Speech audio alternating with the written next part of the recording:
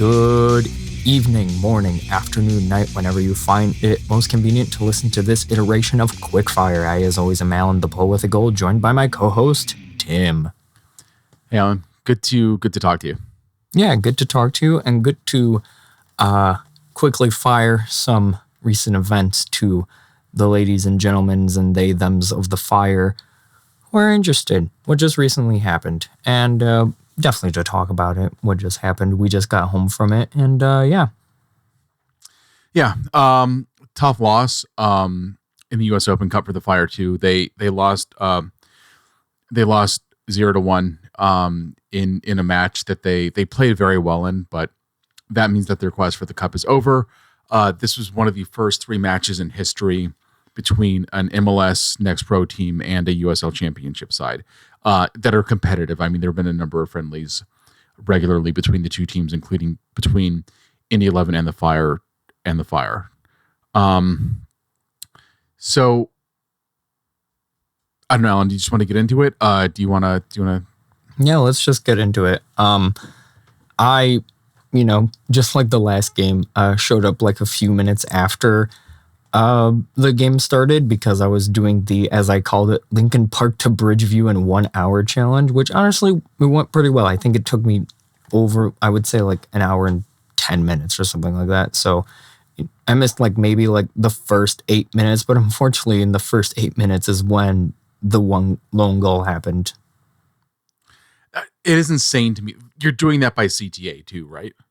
CTA, Redline Fullerton to the loop, where I get off at State and Lake, and then I get on the orange line, go to Pulaski, and then I have my car parked at Pulaski, and so I drive from Pulaski to Bridgeview. See, it's that last thing, because I'm like, that, it just boggles my mind that you could do that via CTA, because I'm like, that would take 2 hours minimum, I would think. No, if I were to do what I've done in the past for Open Cup games, which is go all the way to Midway and take either a pace bus or a CTA bus and walk, then yeah, it would at least take a half hour extra. But if I drive from Pulaski to Bridgeview, it's like 15 minutes. So no biggie there. But yeah, I did miss the lone goal. Tim, can you take us through it? What just happened? Yeah, so the Fire 2 did not look great coming out of the gate. I mean, they were getting outplayed. The first opening minutes were all in the Fire 2's half. In really the first decent chance of the season, or of the match, although Jason Sokoluk did have kind of like what I thought was kind of like a weaker chance for the Fire in the second minute. In the fourth minute, Douglas Martinez, the, I guess, striker playing out of a 4-3-3 for Indy 11, had the ball, was given great service in the ball by one of the midfielders. I'm trying to think, is Jack, I think is his first name, Jack Blake from Indy 11. Gets the ball close range, center of the net, and just buries it past Patrick Loss. So that put the visitors up 1-0 early. And again, it seemed like at that point, it really could have been Indy 11 running away with it, because the run of play had been 100% Indy 11. I mean, not 100%, but 80% Indy 11. And shortly thereafter, maybe a minute or two after, Jack Blake himself got a shot, which made Patrick Loss, have to make a save. Just a minute or two after that, Douglas Martinez again was, knocking on the door, had an attempt that was, I think, blocked, if I'm remembering, in the 6th minute. And then just a few seconds later, the ball ends up at the foot of Elliot Collier, a name that is familiar to many Fire fans, and in something else that's going to be familiar to very many Fire fans. He has the ball from close range. I want to say that he was probably just outside the box, so 25 yards out, and he takes a shot and he just skies it. That thing landed in what would have been the supporter section during his first years with the Chicago Fire when they played in Bridgeview. So that's something that's, I think, very familiar to a lot of Fire fans. And And after that, the Fire started to settle into the match. And then through the course of the first half, they really did, dominate possession. They I think outshot Indy 11 9-6. They had the better chances. They were routinely getting crosses. And even if their cross didn't result in a shot, like they looked dangerous throughout. They had the majority of corners. It really did seem like it was going to be a matter of time before the Fire could break through. Yet they just ultimately were not able to. We can go through the play-by-play. The second match was a lot more of the same than the first. I mean, the teams both made a number of substitutions. That didn't really change, I don't think, and correct me if I'm wrong here, like the way that the match felt very much like it, even though, nearly, like over a third of the players were like swapped in or out, depending on your perspective. It still felt like the same game, I think, throughout. Don't you think? Yeah. When I showed up, I could tell that Indy were the more, I guess, experienced team, the more mature team. I mean, when you look at the average age of the starting 11, I think for the Fire 2, it was like 21, and for Indy, it was 27. That sounds about right. Like, Douglas Martinez, I think I believe he's 26 now. He's 2 years older. Yes, he is 26. Than any player that is on, that was on the Fire 2 roster for that match. I mean, and Elliot Keller is 29. Yeah, and it's the same thing. And I mean, speaking to head coach Ludovic Talengier after the loss, he did cite that as both being a challenge that the team had to face, but also something that was valuable experience just in terms of like the development of these young players. Because he said there's an open debate basically about whether the way to get the best development out of skilled, teenagers essentially is to have them play against other skilled teenagers or to have them play against older, more experienced players who can sometimes be smarter on the ball, make quicker decisions, and just like that experience, even if their ceiling isn't nearly what the ceiling is of the younger players.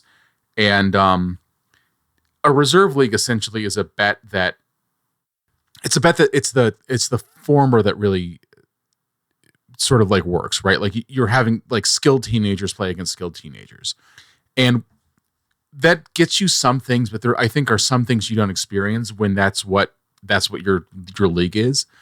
And he did credit this Open Cup run with giving his team that experience. Like the average age of the Ford Madison squad in the previous round was even higher. I want to say their average age was like 27 or 28. They had a number of players in their 30s. So 20. When I'm checking, it says 26. Oh, for Ford Madison? For Ford Madison. I don't think that was the case for the 18 that they played that match, but I might be wrong. Yeah. In any case, I mean, they're both, again, like significantly older. Like there were a number of players in their 30s that were available for Ford Madison. And like you look at it, like just like you can confirm this, like when you're looking at the teams playing each other, like it does really look like you're seeing boys playing men. No, it's like I don't think there was a follicle of hair on any of the Fire 2 players' faces. Yeah, I mean, some of them do. Some of them are getting like maybe a little bit of a scruff here and there, but it seems like maybe it's close, to the first time. There are a number of players that are like, came through like a college system or are in their 20s. So it's like not like everyone is 15 years old, but I mean, legitimately, like there are players that are 15 years old that are on the squad,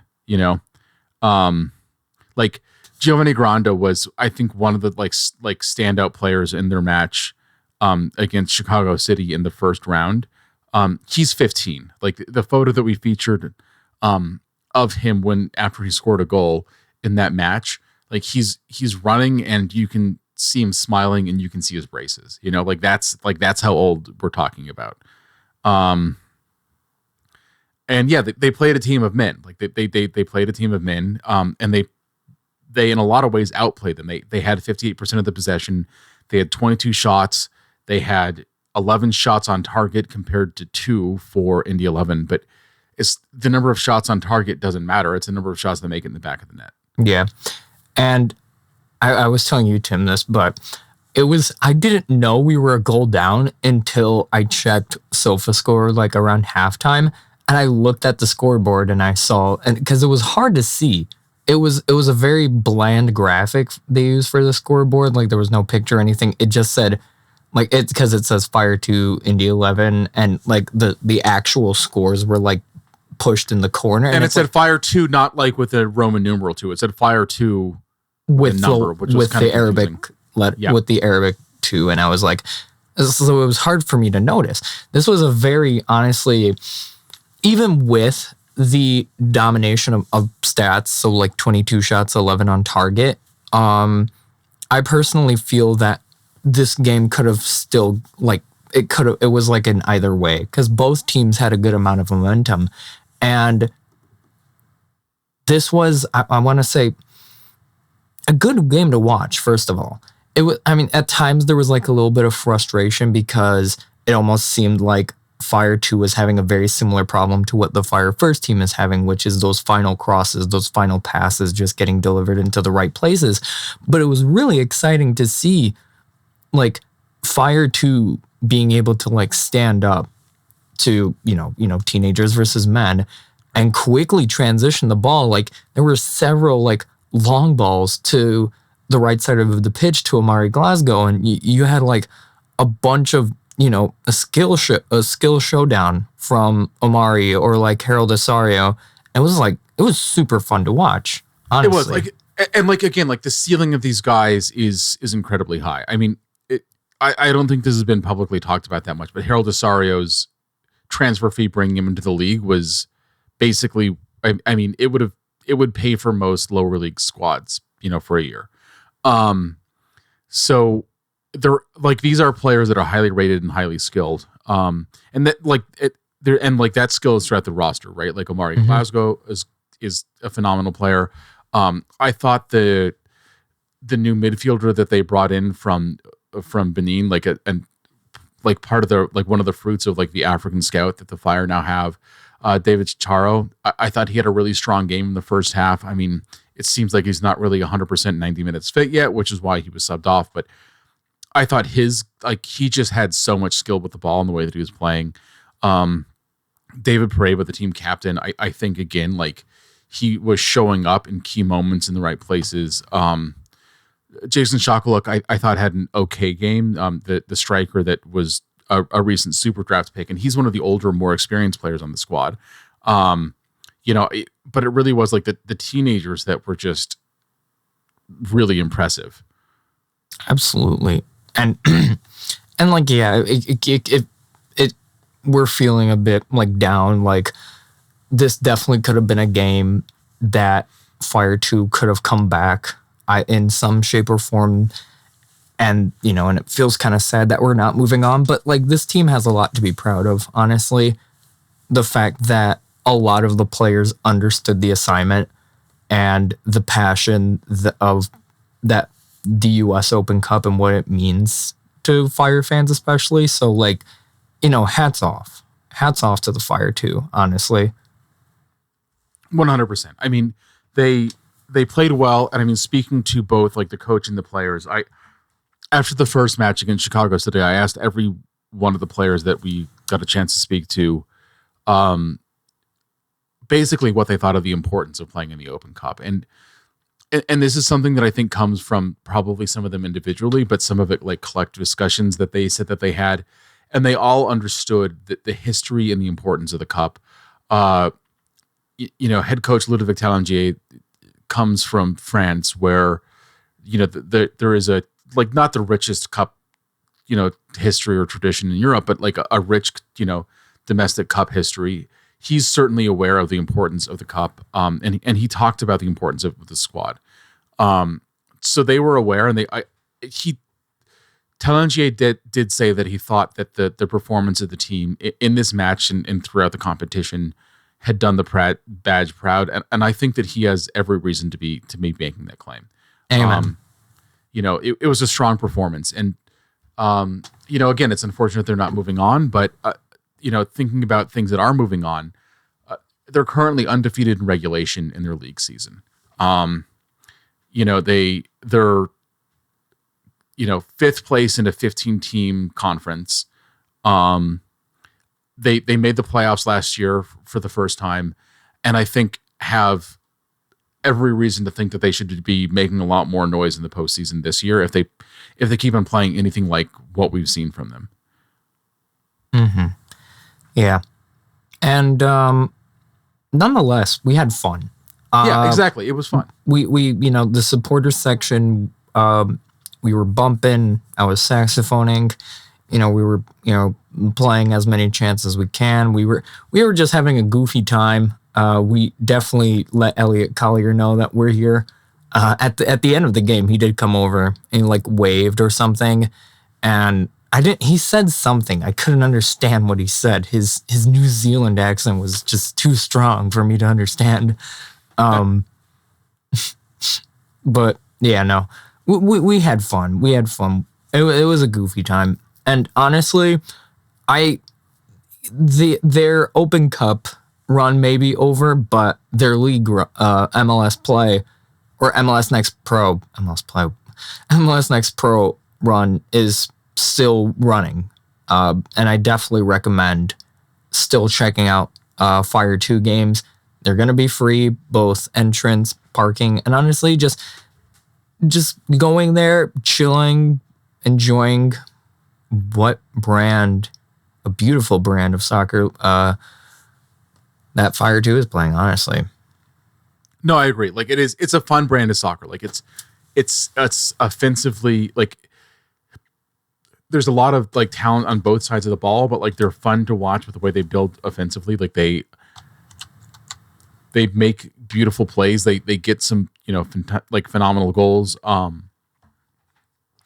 In their last league match, they were down 4-0 and ended up with a 5-5 draw. Like that's just incredible, right? Like, when is the last time that you saw a team manage to get a point after being down 4 goals? That game against NYRB was that was crazy.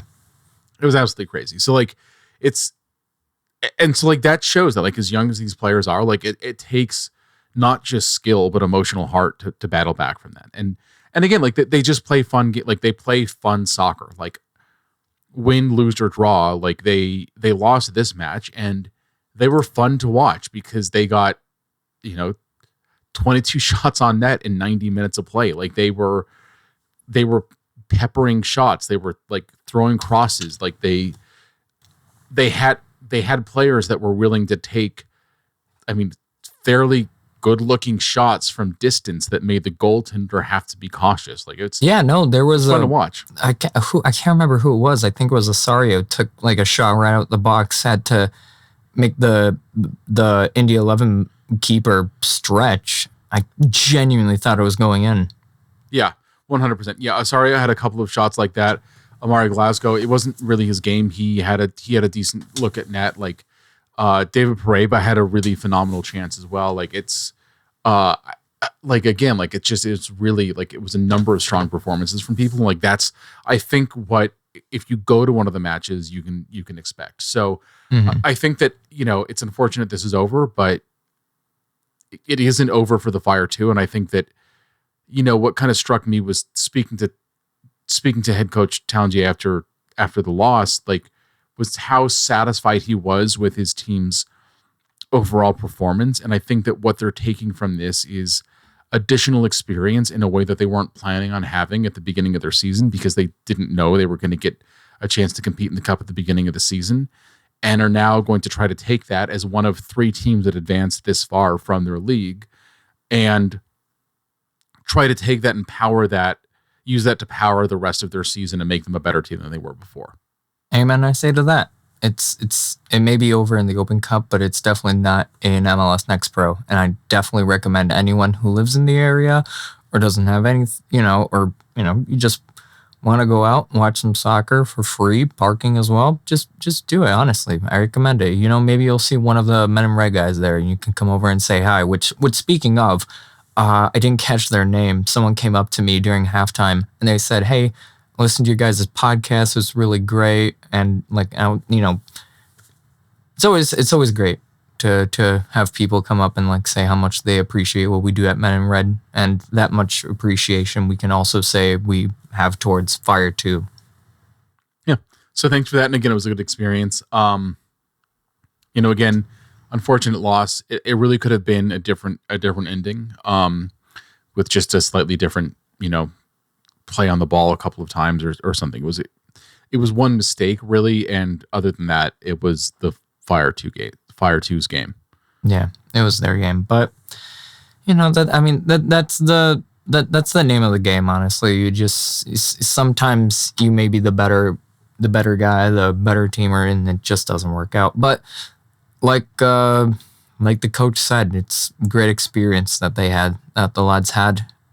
So, hey, who knows next year? That is this I can't remember if this was confirmed for basically how long it's going to be that MLS 2 teams take over for the first teams. I know it's supposed to be technically temporary. This is it. So this format, U.S. Soccer was very clear, was going to be a one year format.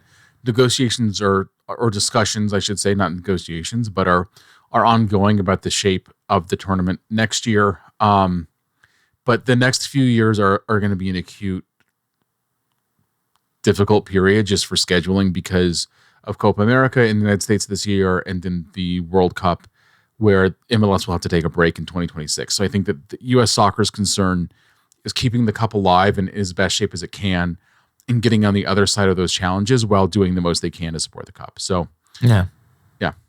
Hey, in that sense, because there might be, I can't remember from last year, Fire 2 players featuring in the Open Cup game. Yeah, some did in the earlier rounds, and that's normal. And that's one of the And I'm definitely excited that if when the Fire first team come back, I'm definitely excited to see some of these players getting called up and getting featured as well in the Fire first team. And who knows, maybe we'll even see them in MLS. Yeah. And that's, I think, something that we've got to look forward to. All the power to them. Yeah. So, unfortunately, the quest for the cup is over for the Fire, but for this season. But a lot of good things, I think, came out of this experience for the players and for the squad. Amen. I say to that, So we'll continue supporting Fire 2 in their endeavors in MLS Next Pro, and of course, we have Real Salt Lake this Saturday for the Fire first team. So we'll come at you with the post-game review of that, as well as the upcoming game after that. I forget, who do we play after RSL? It is Atlanta again, at home this time, obviously. Oh boy. Oh joy. So yeah. Lot to talk about. Lot to talk about in Chicago Soccerland. So, yeah. But once again, all the power to Fire 2 for the work and effort they gave for the U.S. Open Cup. Tim, any last words of wisdom for our ladies and gentlemen and they-thems of the Fire? No, let's just say, come on, you men in red. Yep, come on, you men in red.